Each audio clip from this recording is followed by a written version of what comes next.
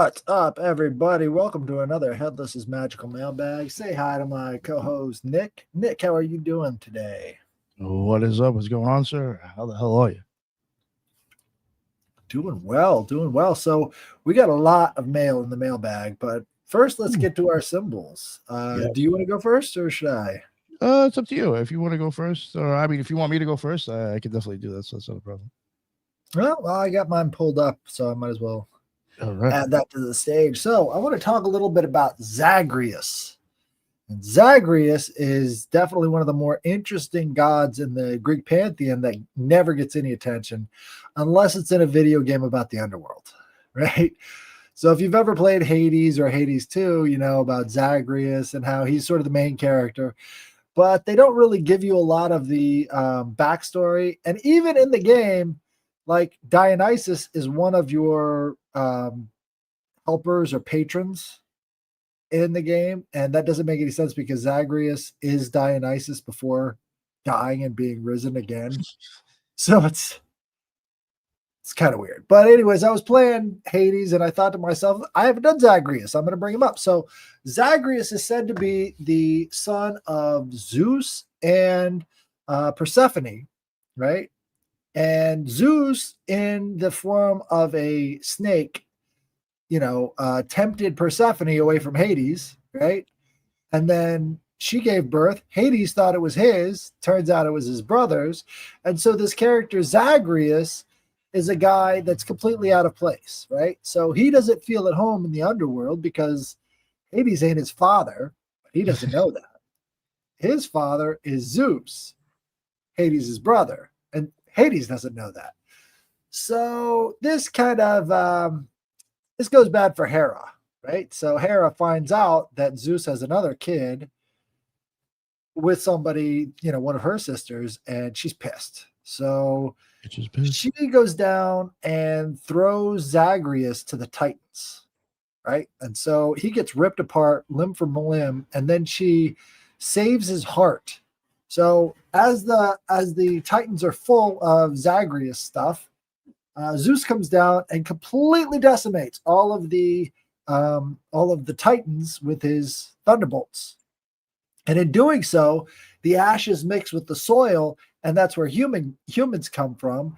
We're the consumed flesh of gods, Zagreus, as it is now made into dirt through the process of the Titans. So we're the consumed and regurgitated flesh of the god. So that's sort of where they got their impression of us. Now, Zagreus also had, in some stories, they talk about this special mirror he had. And Zagreus's mirror was said to show alternative realities. So if you're thinking about making a decision, it should show you the outcome of that decision.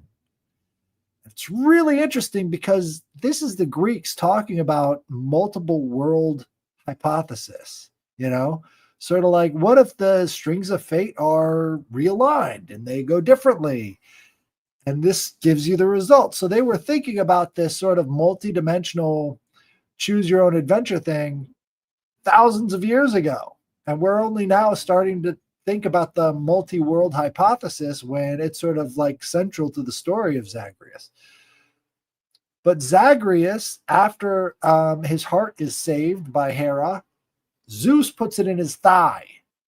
And carries it in his thigh until the new Zagreus, Dionysus, pops out of his thigh and then becomes the god of wine and drink. But this is one of the reasons why Dionysus is the dying and rising god, is because of Zagreus. So Zagreus becomes Dionysus. So there's an interesting sort of a tie-in between all of that stuff, because Dionysus then becomes kind of this Jesus figure. So this is like the proto-Jesus figure. Again, the underworld is interesting because Jesus goes into the underworld to retrieve the keys, right? While he's, in the tomb for 3 days, he goes to the underworld to get the keys of hell, right? Very Zagreus type thing to do. Like, this is very kind of closely related to this underworld mythology that's going on with Zeus and Zagreus. There's some sort of keys that keep the Titans in, right? So kind of an interesting crossover. What do you think about that? It's interesting. I don't know anything about this, so it was all new to me. Ugh. You know, you said something earlier, and I mean, I get stuck on the stupidest things. The whole dirt stuff. I'm like, yo, it was like, how many different stories got us coming from dirt and clay? You know? All of them. Yeah. There's an alternate story. You're including electricity. At least you're putting some life into it. You know, right?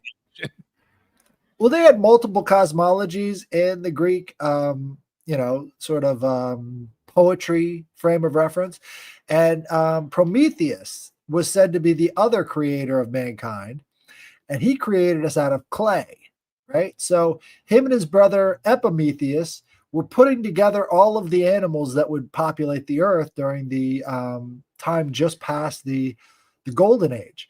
And so Prometheus got to pick out of the list of like special attributes to give to animals. So, birds got wings, and lions got claws, and hyenas got the teeth. And when he finally came to mankind, he ran out of the special attributes in the box. So his brother Prometheus comes over and gives us forethought. And so again, you've kind of got the same idea of we're given something divine in our bodies or in our souls from the gods that makes us special from the rest of this dirt. I like that. That's that's even a thought that kind of like permeates through a lot of our thinking now. Adam and Eve. Yeah. Adam came from dirt. Yeah. Even in the Aztec and Mayan, they say that we are now the dirt people, right? So they had 4 sons before this one, and in the other sons, they had like corn people, and they had other people that were made out of water, I believe. I could be wrong about that, but now we were the dirt people. So even they call us the dirt people, a whole continent away. So it's interesting how that continuity is sort of shared in there. Very well. What is going on in the comments? You put that one up. Out of all of them, you choose that one. I just saw it. Right. Prometheus and Enki figure. I'm done. Right. No, Prometheus and Enki have a lot in common. It's like this is the guy that's bringing all the sciences. This is the one who feels pity for mankind. And in the case of Prometheus, he felt such pity for mankind that Zeus, in punishment of his bringing fire back to humanity, as we were shivering in cold there, he nailed Prometheus to the Caucasus Mountains for 1,000 years. And so Enki is the one who saves us sort of from the flood idea. He gets us away from his brother. And again, there's that brothers too. So you've got Prometheus and Epimetheus, and then you've got Enki and Enlil, and they're kind of like these brothers in kind of opposition. In the case of Prometheus, his brother was just a moron. So you've got Prometheus, which means forethought, and then Epimetheus means afterthought. So this is the guy who's always living in the past, and he's always stuck on stupid. And so he's the dim one, and Prometheus is the smart one. I like it. That's funny. All right. So you want me to Yeah. Sure. We got the oh, did I pull it up? Yeah. Oh no, I forgot to share. I've been forgetting to share it lately. Jeez, my man. I'm sorry. It's all right. Where is it? Oh God, the one I opened up. I should have known. It's like black. It's transparent, so it's not going to look right. Hold on one second. I do have another one to choose. I apologize. Glyphs. Yeah, I have the Abracadabra. Oh, which is interesting because it had nothing to do with Tyrone mentioning it, but it is interesting how that came up as a sigil for me to pick. Keeps popping up. Yeah. I was like, you know what? I think we'll go with that. So here is the Abracadabra symbol, or diminishing triangle amulet, if you might like to call it that. What is it? It's a text sigil formed by writing the word abracadabra in a triangle that loses one letter per line until a single A remains. In late antiquity, this was a medical talisman against cyclical fevers, especially malaria. It's not just a word, it's a diagrammatic charm whose shape is part of the spell. The earliest known sightings from it or being around is late 2nd, early 3rd century CE in a Latin didactic poem called Liber Medicinalis by Quintus Serenus Sammonicus, or Sammonicus. And he was a physician and a tutor at the Severan court. In chapter 51 of that book, Liber Medicinalis, or whatever you're saying, that shows up, and he gives a step-by-step instructions to draw the triangle on papyrus and tie it around the neck with linen for fever relief. And an excerpt taken from that in parentheses. Write on a sheet the word abracadabra. Repeat it on the lines below, each time omitting the final letter until a single letter remains, tapering it like a cone. Attach it to the neck with a linen thread.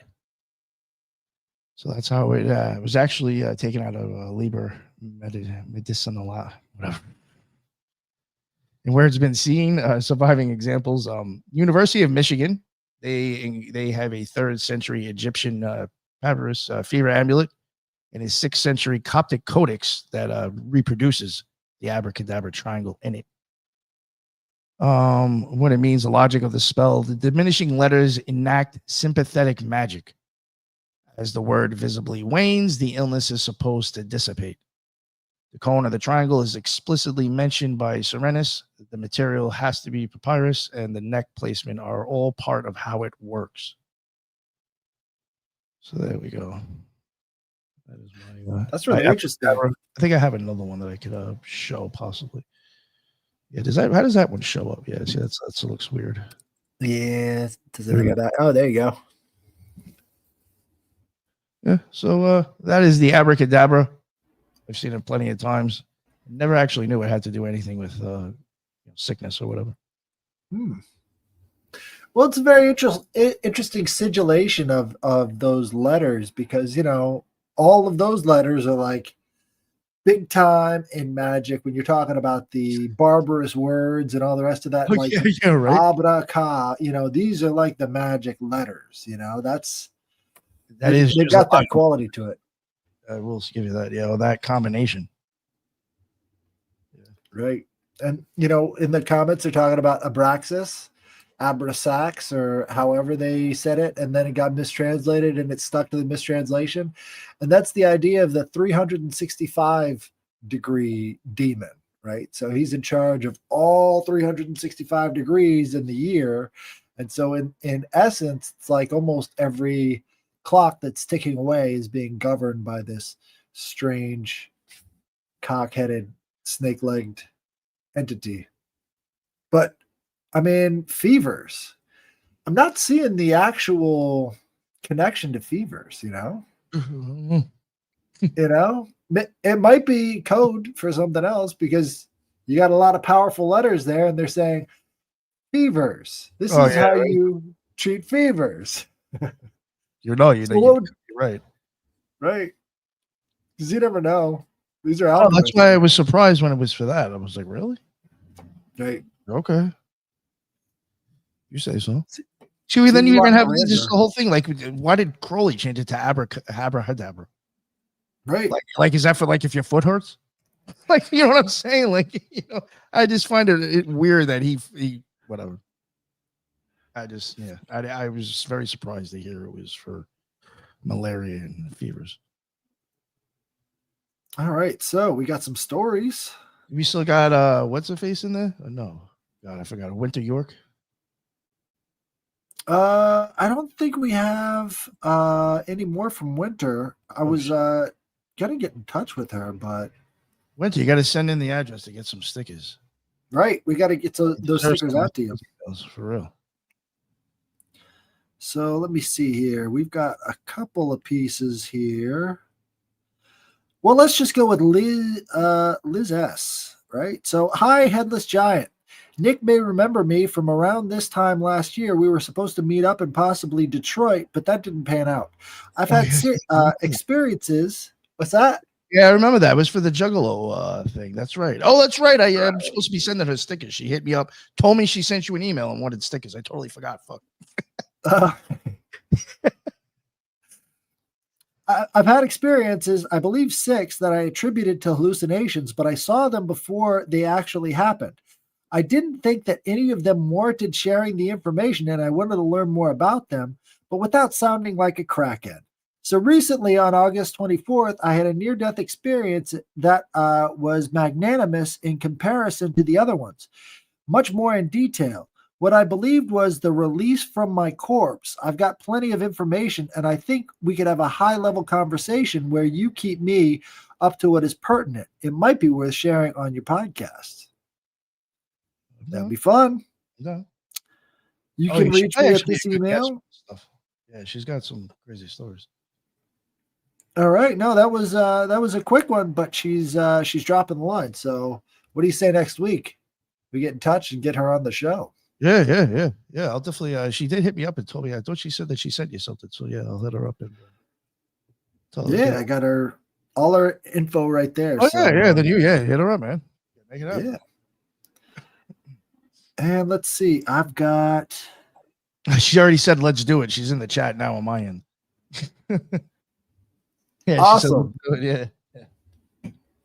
Sweet. So I got another one from another guy named Nick. It says, "Hello, Nick and Headless, long-time listener, first-time emailer.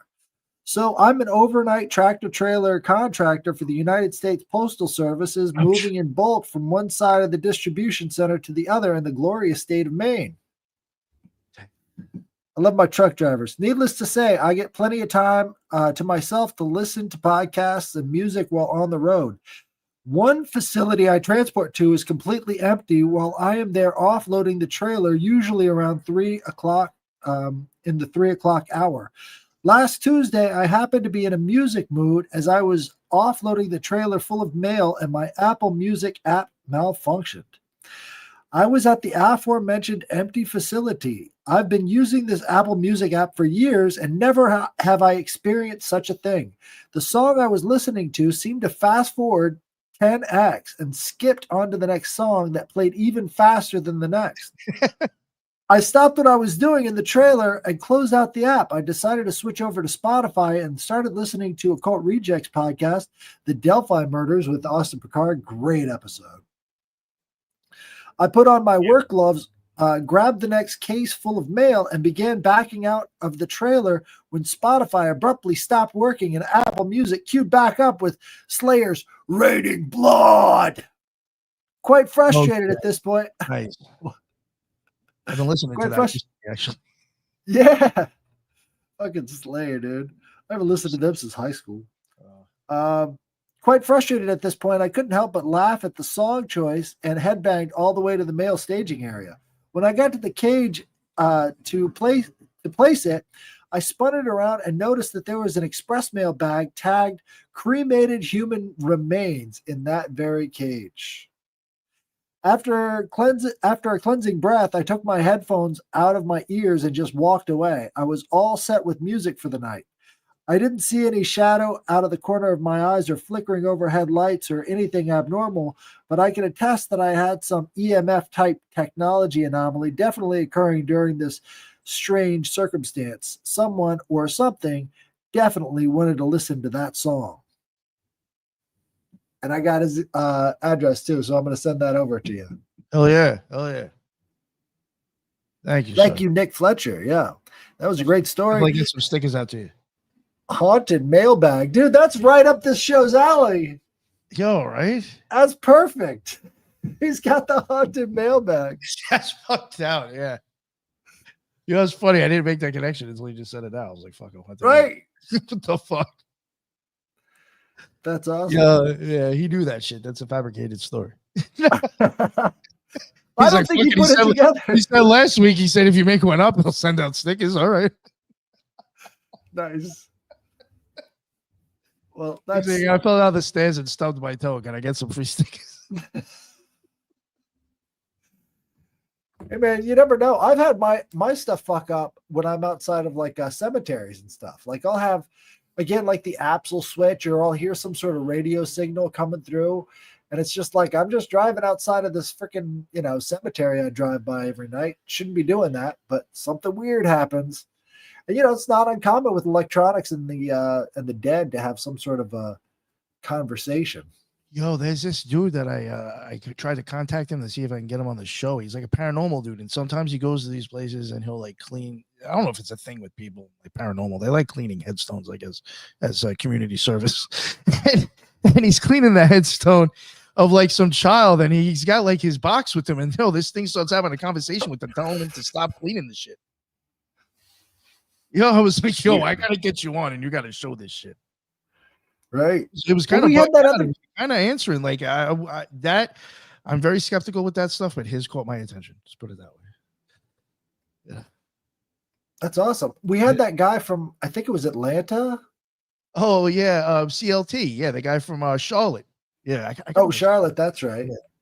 Yeah. He cleans headstones. Yeah. That was another reason I said, I don't know if this is a thing paranormal people do for community service or what, but yeah.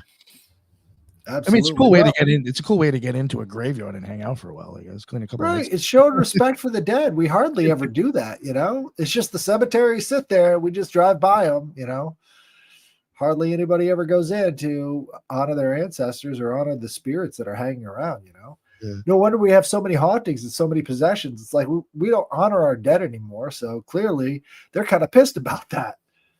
At least some of them are. I like Eros up in the chat. She says, I spend so much time at cemetery. That's it. You said there in a cemetery. Right. Lisa says Hispanics honor the dead all the time, but that's south of the border, not here, Big with that. Yeah, no, for sure. I have insider information. So I found out that America is built on top of an Indian burial ground.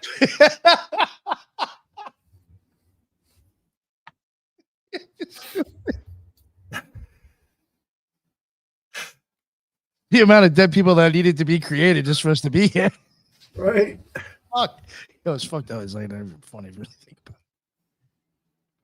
But this is a great episode. At about 22 minutes. Do we have another one coming on tonight, Nick? No, actually we don't. Oh, we canceled. Tonight? I don't know. Maybe I do. I don't remember. We got Carl Crusher Saturday night. I was going to tell you about that. We got him coming on. I just booked him for 7 o'clock. 7 o'clock. I figured that'd be a decent time. Yeah, that's perfect. Yeah, that's great. Tomorrow night? No, I don't think I do. Unfortunately, I have somebody tomorrow, but again, this guy is only available during the day. Richard Kaczynski. I don't even think I'm going live with the guy. Yeah. All right. Well, we'll see. But you have anything special coming out? You want to talk to him about your appearances and? I totally forgot about that.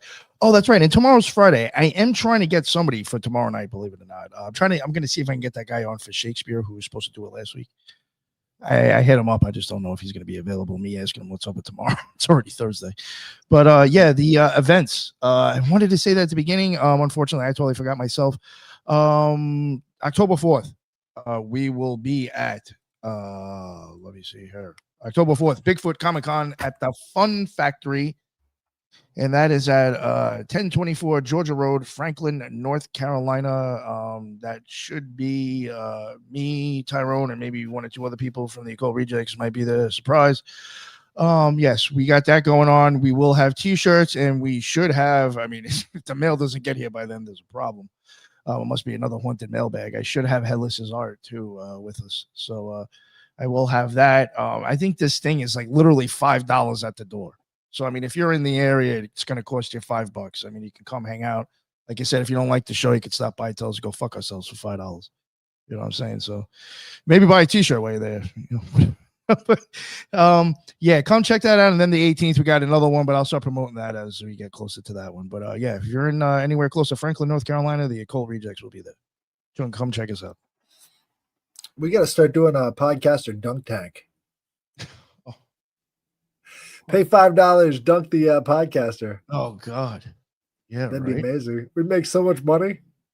You make that like you basically they do that in like the second degree of the OTO. They toss you in like a fucking water tank. So I mean, you can even make an initiation out of it at this point. Nice. You're being In a baptized. dunk tank. Right. Man, you just kicked it up a notch. I've got visions of rituals squirming around in my head. But this is a great episode. Guys, go out and check out these events. We got to start a community, you know. We got to get to know each other. So that's always important. And definitely we'll see you next time. Hell yeah. Later. Later.